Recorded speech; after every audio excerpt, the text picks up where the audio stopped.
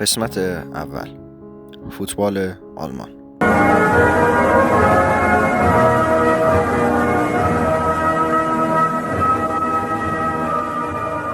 آغاز فوتبال در آلمان دهه 1870 تا 1900. فوتبال در آلمان در دهه 1870 میلادی توسط دانشجویان و بازرگانان انگلیسی به این کشور معرفی شد. اولین بازی‌های غیررسمی در شهرهای هامبورگ، برلین و درسدن برگزار شد. در سال 1874 دو معلم ورزش به نام‌های آگوست هرمان، کنراد کوخ بازی فوتبال را در شهر برانشوایگ معرفی کردند. کنراد کوخ را معمولاً پدر فوتبال آلمان می‌نامند. تا پایان قرن 19 ده‌ها باشگاه فوتبال آماتور در شهرهای بزرگ آلمان تأسیس شد. تأسیس فدراسیون فوتبال آلمان DFB در 28 ژانویه 1900 در شهر لایپزیگ با حضور 86 باشگاه فوتبال اتحادیه فوتبال آلمان دیچر فوتبال باند تأسیس شد. اولین رئیس آن فردیناند هوپنون بود. DFB در 1904 به عضویت فیفا درآمد. تیم ملی آلمان و نخستین بازی‌ها. تیم ملی فوتبال آلمان در 1908 اولین بازی رسمی خود را مقابل سوئیس انجام داد و با نتیجه 5-3 شکست خورد. در المپیک 1912 استکهلم شرکت کرد،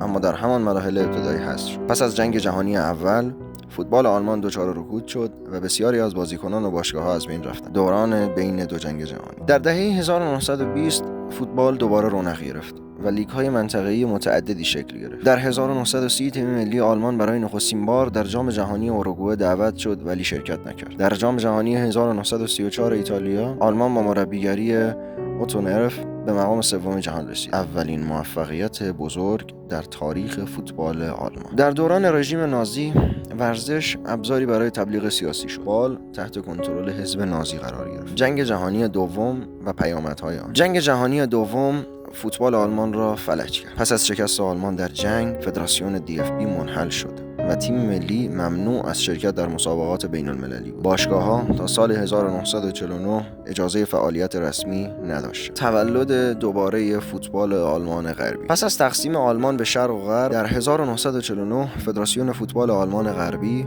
DFB جدید باز تأسیس شد. آلمان شرقی نیز فدراسیون جداگانه‌ای تشکیل داد و تا سال 1990 مستقل باقی ماند. در جام جهانی 1954 سوئیس تیم ملی آلمان غربی با مربیگری سپ هربرگر قهرمان جهان شد.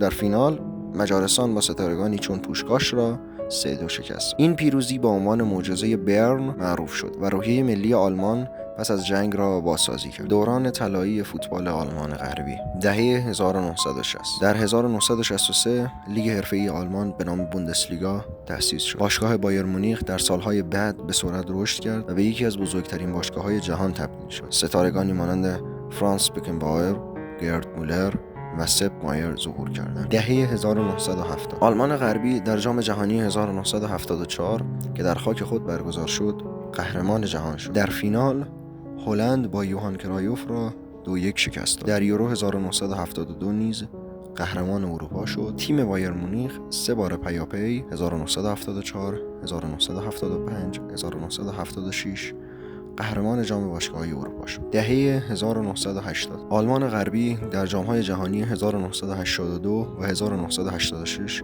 نایب قهرمان شد، به ترتیب مقابل ایتالیا و آرژانتین. در یورو 1980 قهرمان اروپا شد. دهه 1990 در جام جهانی 1990 ایتالیا با مربیگری فرانس بکنباور و گلزنی آندریاس برمه از روی پنالتی آلمان غربی 1-0 آرژانتین را شکست داد و برای سومین بار قهرمان جهان شد.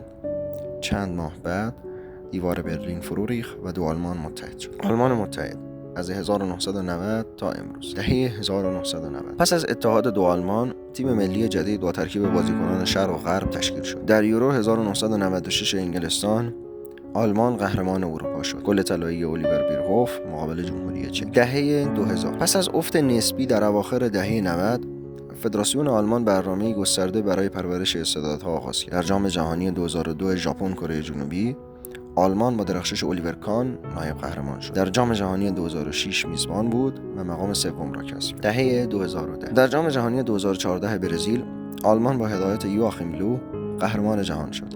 در نیمه نهایی با نتیجه تاریخی 7-1 برزیل را شکست داد. گل قهرمانی در فینال را ماریو گوتسه مقابل آرژانتین زد. این قهرمانی 4مین جام جهانی آلمان. دهه 2020 پس از افت نسبی در یورو 2016 و جام جهانی 2018 دوران انتقالی آغاز شد. مربیان جدید مانند هانسی فلیک و سپس یولیان ناگلزمن هدایت تیم را بر عهده گرفتند. تمرکز بر نسل جدیدی از ستارگان مانند جمال موسیالا، فلوریان ویرتس و کای هاورتز است. فوتبال باشگاهی بایر مونیخ پر افتخارترین باشگاه تاریخ آلمان است. بیش از 35 قهرمانی در بوندسلیگا، 6 قهرمانی در لیگ قهرمانان اروپا. بورسیا دورتموند، هامبورگ، مونشنگلادباخ و لایپزیگ نیز از باشگاه‌های برجسته هستند. افتخارات تیم ملی آلمان: جام جهانی 1954 1974 1990 2014 قهرمان مجموعاً 4. جام ملت‌های اروپا 1972 1980 1996